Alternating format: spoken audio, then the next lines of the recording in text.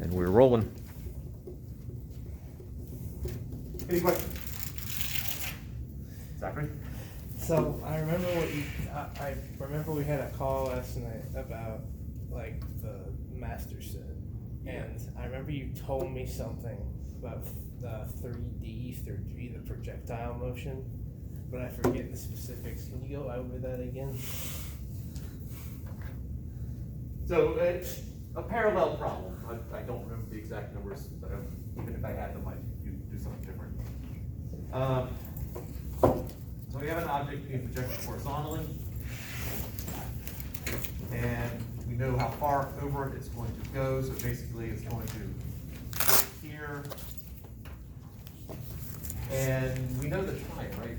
At this point, or is that hard to be? I think the time. Yeah. The time was how long it takes for you to go around. Yeah. So you know time, so let's just say that this is 15 meters, this, and the time is, we'll say 3 seconds. This is a lot of time.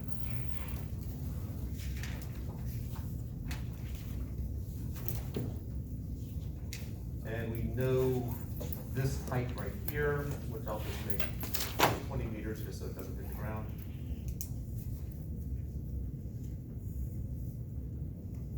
Yeah, I don't think it's gonna hit the ground. So the 3 questions were, how fast is it thrown? So we need to know the initial velocity. We need to figure out how far above the ground it lands, so basically the final position. And what were the 3 things?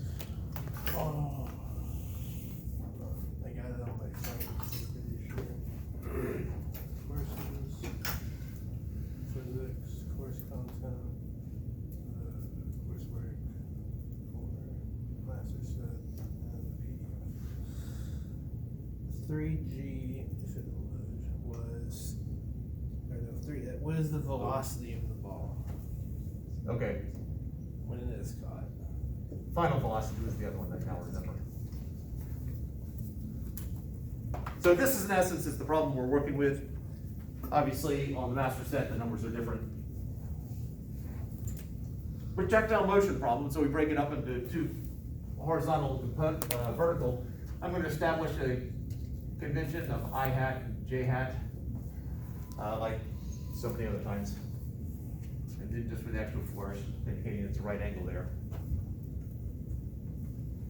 I have horizontal, I have vertical. In other words, I have my I hat and J hat components.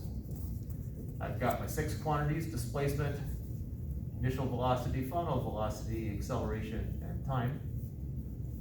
We know my horizontal displacement will be 15 meters. I know my vertical initial velocity will be 0 meters per second. Because it's thrown horizontally, there's no vertical component initially. Acceleration, 0 meters per second squared horizontally, and I made up positive, so negative 9.8 meters per second squared. Earth.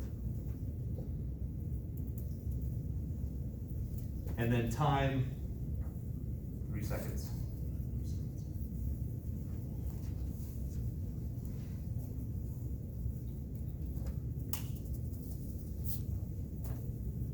All right, I should have enough information here to solve this.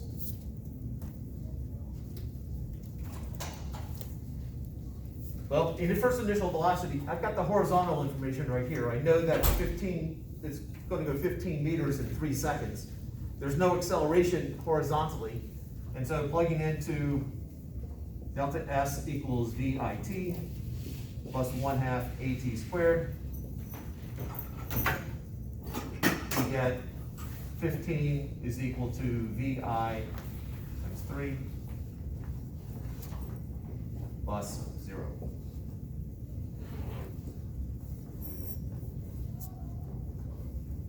The initial velocity is 5 meters per second. It's 5 meters per second. So, depending on the wording of the question, if the wording of the question is what's the initial velocity, then the initial velocity would be 5 meters per second I hat, because I defined I hat like that. If the initial question was how fast does it need to be thrown, then just 5 meters per second. Okay.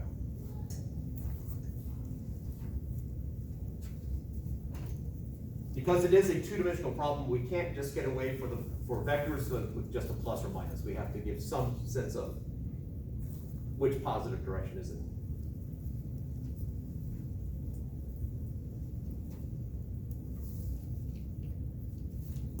Questions to there? Another one. For the lab, the projectile motion lab, there's this document that's Wait, like. before we get that, we haven't finished this. Oh, really? Oh. Or is that sufficient for you? We have not. I think, actually, I remember you told me you could find the rest after you found that, so I think we're done here.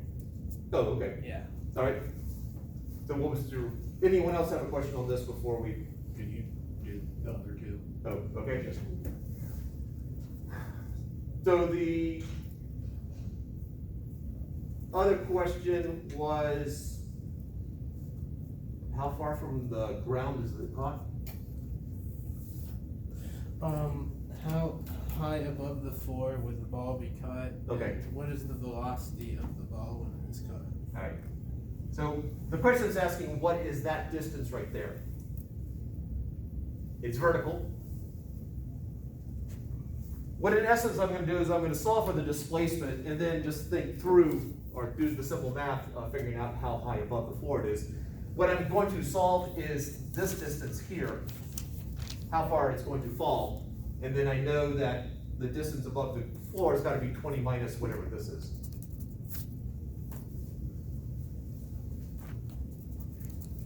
So I plug into the same equation. Yes.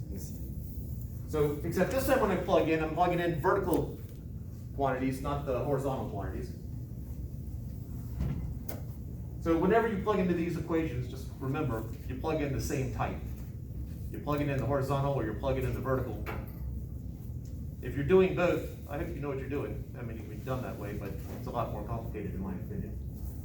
So plugging into here, we get delta S, this is my vertical here, is equal to 0 plus 1/2 negative 9.8 times 3.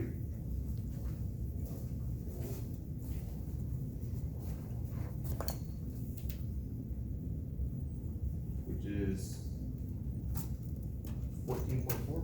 Is it not 3 squared? Yeah. Squared, thank you. Oh, 20 meters is not enough. I'm gonna change that just a minute.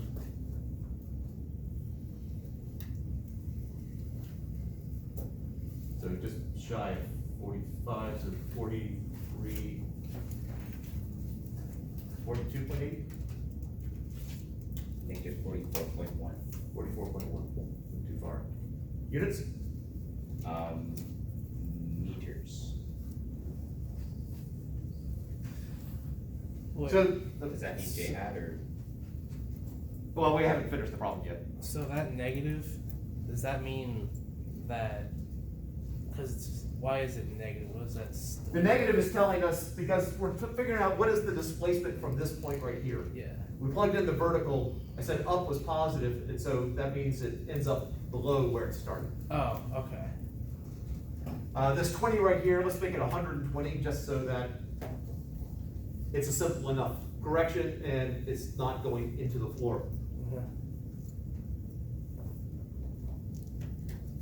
All right, so 120 meters, so it starts 120 meters above the floor, it drops 44.1 meters, and so therefore above the floor would be the difference, so this is 120 minus 44.1, which is 75.9 Yeah. Yes. meters.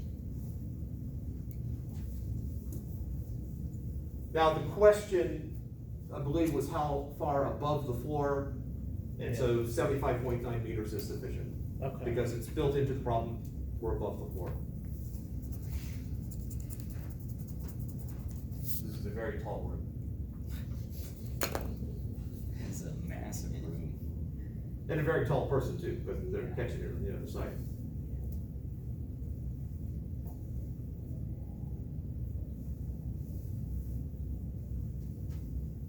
So final position, well, we haven't really defined where 0 is, so we can't do final position officially, but you know, if we make that 0, 0, then our final position would be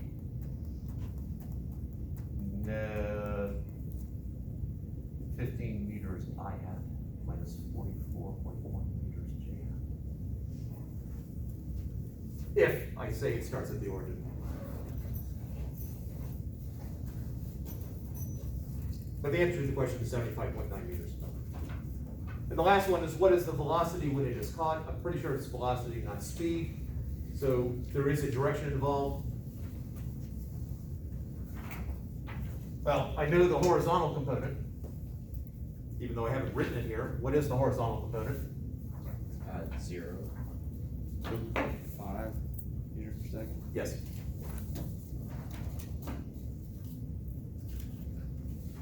Were you thinking it's caught so it stops? I was thinking of acceleration. I hope I'm mistaken. Okay. And again, the language is, with the question is what's the velocity when it's caught? That's the language physicists used. What it's meant is that what's the velocity just before the hand touches it.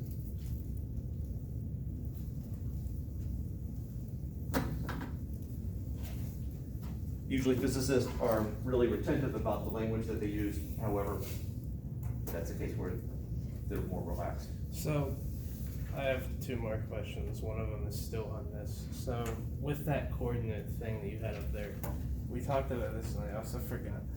On number 1A, it asks for the position of the rock or the object. How would you find that? You establish, on question number 1 there, you establish 0, 0 anywhere you want. Okay. And then number 2. Because again, when I grade it, what I'm gonna look at is, what's the position of the target, what's the position of where's the rocks released, and then I'm gonna look at the difference. Okay. I'm gonna look at displacement as far as grading goes. Okay. So you can make 0, 0 wherever you want. So my second question is, for the projectile motion lab, there's this like document that's like projectile motion analysis. Right. Do we use that to help us with calculations, or Yeah. what is that? Okay, because I was wondering what that was for. Yeah, it's the projectile motion calculations, because of the propagation of error, Yeah. can get quite complicated and overwhelming. Yeah, I was kind of stressing out about that last night looking at that. So. Yeah. Just when you're using that guide, remember to use your own numbers and not the numbers in the guide. Yeah. Occasionally, you get a brain fart and Yeah. you're seeing that and you end up writing the number down Yeah. that I use. All right. All right, so final velocity, we need to figure out the vertical component, and we have 2 equations we have 1 equation with velocity, 1 equation with speed. We got the VF equals VI plus AT, and then the VF squared equals VI squared plus 2A dot delta S or X or whatever letter you happen to be using. I think the first one's probably the simplest. So this would be 0 plus negative 9.8 times 3, which is negative 29.4. Still close enough. And so the final velocity in rectangular form is 5 meters per second I hat minus 29.4 meters per second J hat.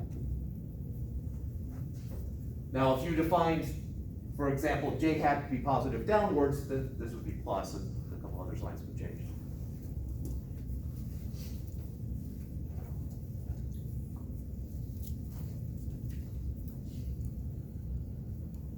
And what the heck, we're here. Let's do polar form. So I'm going over, so I'm adding 2 vectors. I got 5 to the right and I got 29.4 down. I can find the magnitude with the Pythagorean theorem. That's my final speed.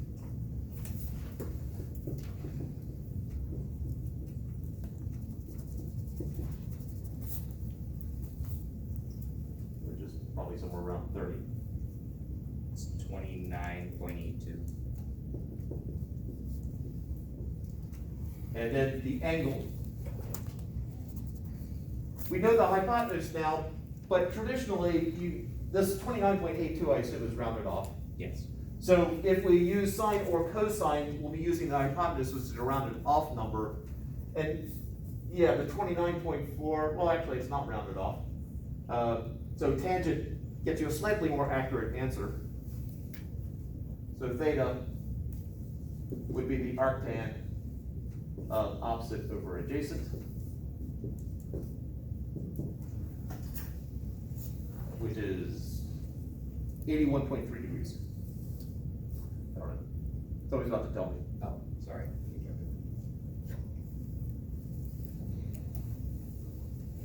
I pointed at Ken because he had a calculator there, but you know, it doesn't have to be him. It is 80.3. 80.3.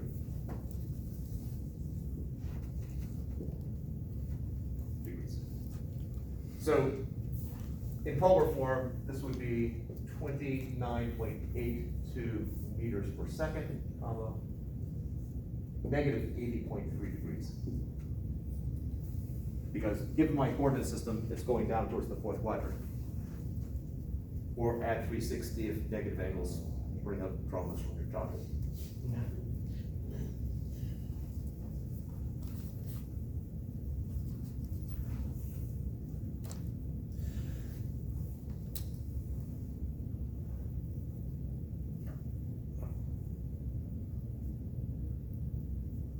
If I have any more questions, I'll email you. I don't have any in my head right now. Other questions?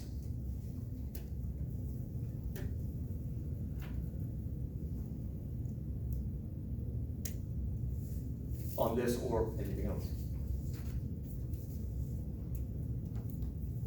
Is there gonna be anything like from today's class that's gonna be due this time next week? Does that make sense, since there's been things traditionally passed? Oh, yeah, no, nothing due next Monday. Next Monday's the test, right? Yeah. Yeah. Okay, sweet. I do expect you to turn the test in at some point next Monday. Okay. And I hope not to make the test a 4-hour extravaganza. Yeah. How long are they usually? It depends. I mean, like, how long do you make them? With like, a brilliant class, it should take an hour. Yeah. No, Alright, 4 hours it is. I was teaching the evening class and really having difficulty getting the time down. Because, you know, even if everyone is really good, some people just check their answers very meticulously and they're very careful. And there were a number of tests where after 4.5 hours, I said, it's 10:30, I'm tired, let's just call it done. Because at that point, there's one person left. I got better and better and much more realistic in how long it should take to make a test. And then the pandemic hit and my timing is completely thrown off again. So in my mind, it'll take an hour. It always takes an hour in my head. But you will have until I get tired. You'll have 3 hours plus until I get tired. If I get tired after an hour, that's not me. Does that answer the question about how long it's gonna be? Yeah. Are they normally multiple choice or like not multiple choice? As a student, I really never liked multiple choice because it's an all or nothing thing, and I've survived many classes on partial credit. So if there is multiple choice, what I've taken to do is have you explain your answer. Okay. And I've had students who marked the wrong answer for multiple choice, but their explanation is actually perfectly, is good. They just missed that last little bit. So they got almost full credit for it, even though their answer officially was wrong. Makes sense. But, yeah, but it does bring up traumatic memories of the all or nothing nature of multiple choice.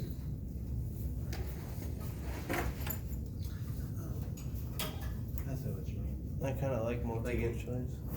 Because it's short answer, the grades overall are better because of it. Yeah, I mean, however I grade it, it's designed to think of those students who are different from everyone else. I had, my first year, I had a student who, 251, 252 student, couldn't do multiple choice work in art, really horrible at it. But the really complex problems, which were free response, nailed those.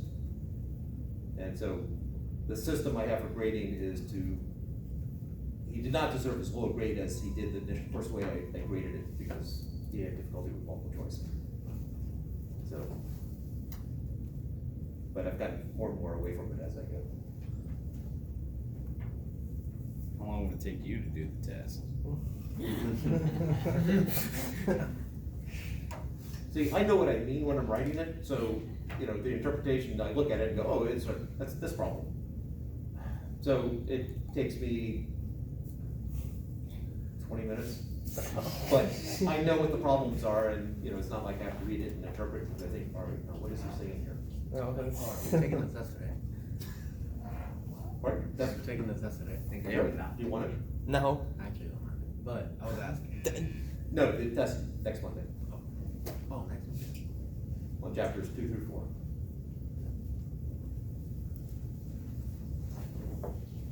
Other questions right now?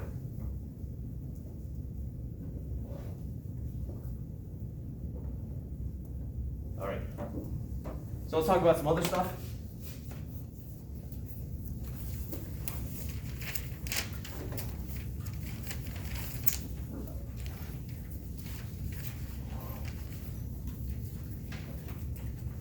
Oh. Let's see if I can actually get this to project. Yeah, I did have a question on the linear motion lab. We had to do all the graphs, right? Mm-hmm. It's just a sketch, I'm not expecting necessarily any numbers in there other than 0. So for like the acceleration, whenever there's a sharp bend in the velocity, you want us to write like a hole in the